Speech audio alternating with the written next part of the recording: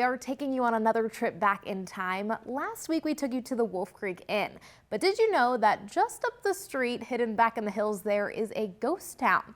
It's called Golden, and fittingly so.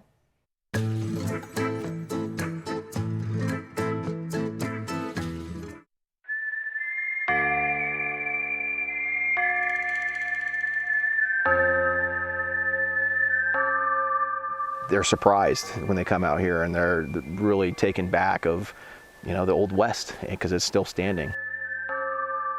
Golden, Oregon is a tiny town with a rich history. Back in the 1850s, there were hundreds of miners that actually came out this way to strike it rich and give their hand at finding gold. Many of the miners left during the Idaho Gold Rush of 1860. In their place, Chinese miners came in. But eventually the white settlers returned, and they retook the land when they saw all the riches. The Golden is part of the name because of all the gold. There was a lot. At its peak, the town had a general store, its own schoolhouse that also doubled as a church, as well as an actual church just yards away. Golden was a bustling community and home to more than 100 people, which was a lot at that time. And it's actually quite surprising because it had one unique rule. What made this community not normal like any other mining community is that this town was dry.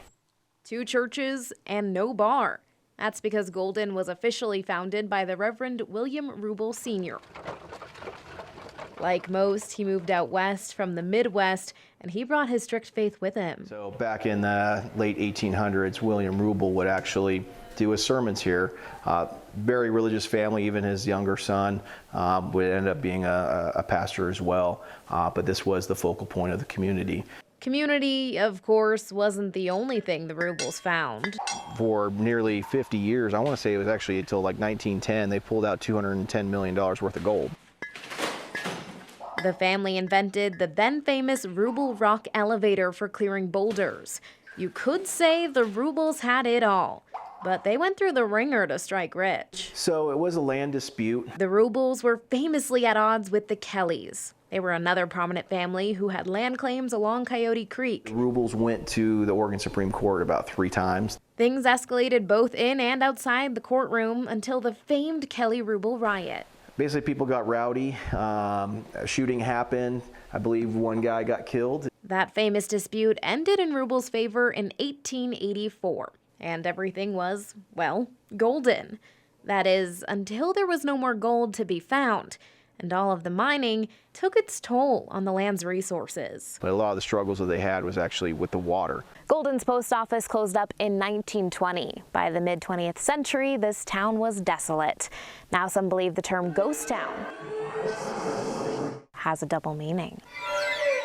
There's a lot of intriguing stories that occurred here, so of course along with that come ghost stories or ideas of supernatural happenings. Though Nathan Siebel and Tony Silva haven't seen anything supernatural, they're also not ruling out the possibility. I imagine that there is something pretty spooky here because it is really old and there's a lot of people that used to live here. They may not be afraid of the land, but what they do find scary is how many people know nothing of Golden. We just ran into some people that have lived here for 15 years, and they were just hearing me talk a little bit about the history. They were actually taken back, like, wow, this is here? I had no idea. We manage this for the public, and we want them to come out and enjoy it and learn the history of the region they live in. It's really a hidden gem. And when you walk around Golden, Oregon, you do feel like you're on a Hollywood set. And actually, it was a set for an episode of the TV show Gunsmoke. They even left behind some of their props, a few grave markers, although a couple of those graves, like this one, is actually authentic.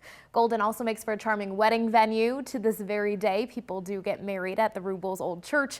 And if you would like to go check it out for yourself, Golden is on Coyote Creek Road, just outside of Wolf Creek.